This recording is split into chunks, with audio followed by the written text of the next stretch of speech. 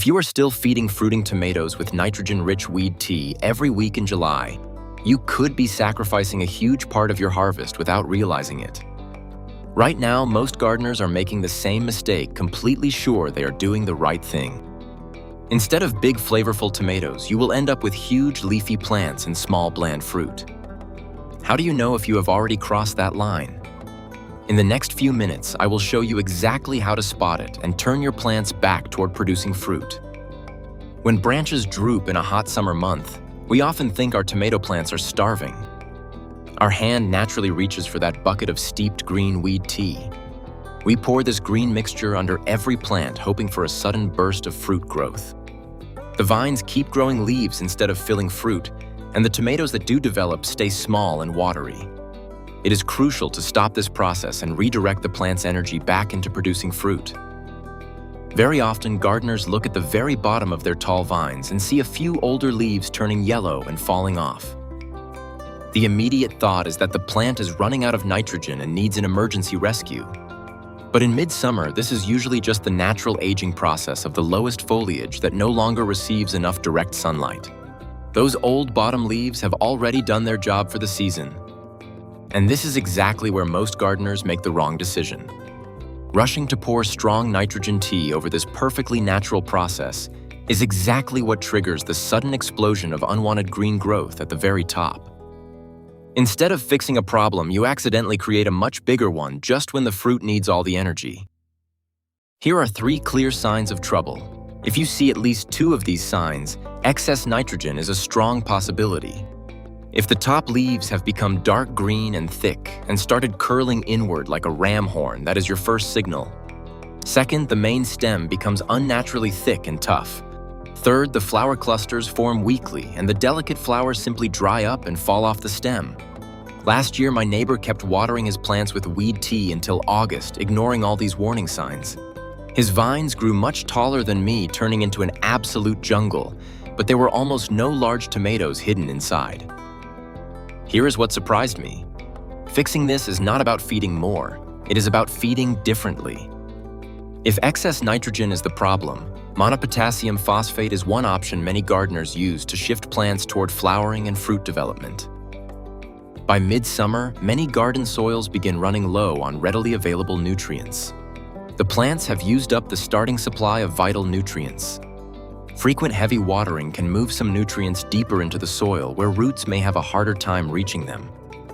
Every plant carries a heavy load today. Potassium helps move the sugars your plants make into the developing tomatoes. That is what helps tomatoes fill out with sweeter, firmer fruit. I learned this the hard way. One summer, my plants looked incredible from a distance. Huge, dark green, healthy. Then harvest came and almost every tomato was disappointingly small. Low potassium can contribute to uneven ripening and green shoulders on some tomato varieties. The edges of the lower leaves dry out and curl upwards. That is why many people are surprised to see huge plants, but the tomatoes are barely growing at all. Phosphorus helps plants keep growing roots and flowers, especially during stressful weather. For a simple potassium feed, dissolve 1 tablespoon of monopotassium phosphate in about 2.5 gallons or 10 liters of water. Apply roughly 1 quart or 1 liter to each mature tomato plant. Eggplants are also known as aubergines if you are watching from the United Kingdom. Always apply mineral fertilizer to moist soil. First, water. The whole garden bed generously with clean, fresh water. Let the water soak well into the warm soil around the roots. Only after that, carefully pour our potassium feed right at the base of the main stem. You can also successfully use this exact mix as a foliar spray for your garden plants. Just take 1 teaspoon of fertilizer per 2.5 gallons of water. Spraying the leaves gently helps fix nutrient shortages if the leaf edges have already started drying. If you prefer pure organic gardening, wood ash is a great natural substitute. Just pouring dry ash directly into the planting hole is not effective. Tomatoes usually respond faster to a liquid feed applied correctly. We are going to make an organic ash tea today. Take 2 full cups of clean, sifted wood ash taken from burned dry branches and prepare a clean bucket. Pour in a little hot water and stir the mixture well to break up any lumps. Then fill the bucket with clean water up to that 2.5-gallon mark. Let the solution sit quietly for 24 hours in a warm place. Before watering, you must strain the dark liquid through a fine sieve to remove solid pieces. Use about 1 quart per mature plant. If you do not have good ash, use potassium sulfate instead. You will need 1 tablespoon of this chlorine-free fertilizer per bucket today. There is a common mistake that can completely reduce the benefits of this feeding to zero. Never mix your ready ash tea with fresh manure or strong nitrogen additives like urea. Mixing fresh manure or urea with ash can lead to nitrogen losses and reduce the effectiveness of both fertilizers. You lose the benefit of the time you spent making the feed. To protect large tomatoes and sweet peppers from dangerous blossom end rot, they may benefit from additional calcium if your soil is low in available calcium. Many gardeners use calcium nitrate to help prevent blossom end rot. Take 1 tablespoon of granules per watering can of clean water. Pour about 2 cups of the solution carefully under each plant. But you must never mix calcium nitrate in the exact same mix with phosphates or potassium sulfate. The elements will instantly react together and fall down to the bottom as a solid residue, making those nutrients unavailable to the plants. You really need to space out these mineral feedings properly. If you applied potassium, wait 5 to 7 full days. Let the plant absorb the food completely and only then apply calcium. Peppers and eggplants have different feeding needs in the summer heat.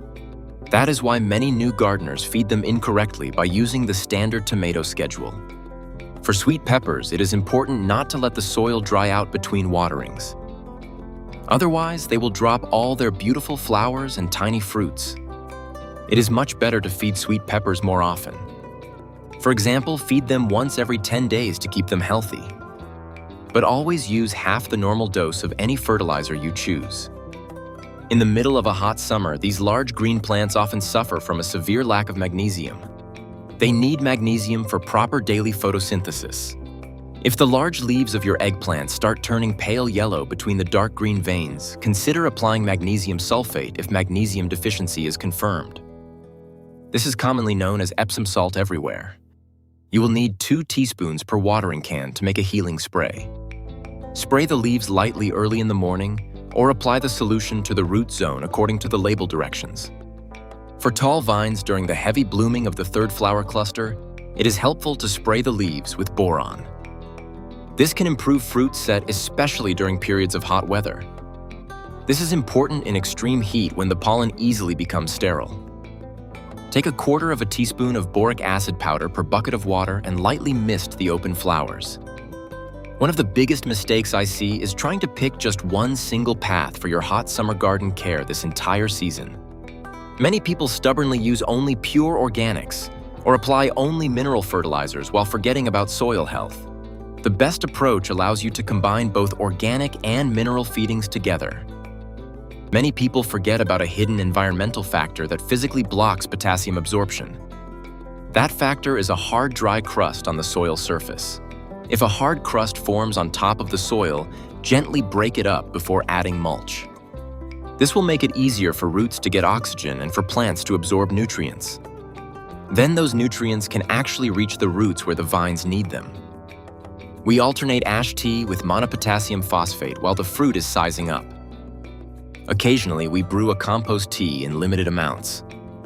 Take 1 part of mature compost to 5 parts of clean water. Let the mix sit for 3 to 5 days and strain it.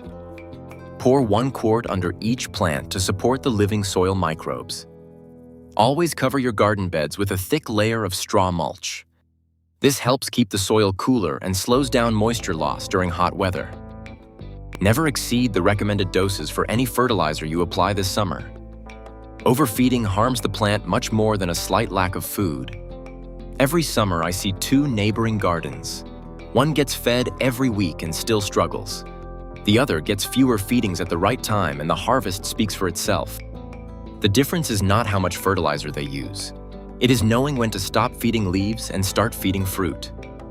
If this video helped you avoid a costly tomato mistake, give it a thumbs up so more gardeners can find it. I would also love to hear from you.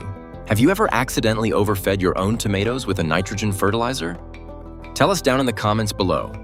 Share this video with a gardening friend who keeps reaching for weed tea every week. If you don't want simple mistakes ruining the rest of this season's harvest, make sure you're subscribed. We've got plenty more practical tips coming your way.